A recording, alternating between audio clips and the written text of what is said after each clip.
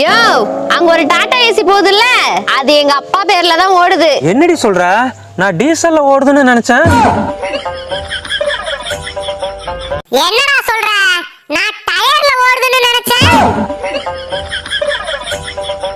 என்னடி சொல்ற? நான் என்ஜின்ல ஓடுதுன்னு நினைச்சேன்.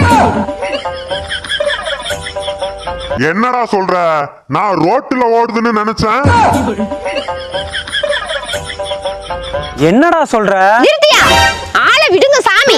உன் புள்ளைய கூட்டிட்டு போய் டாட்டா வேணா காட்டு. டாட்டா ஏசி வாங்கிட்டேன்னு கதை கட்டாத குந்தாய்.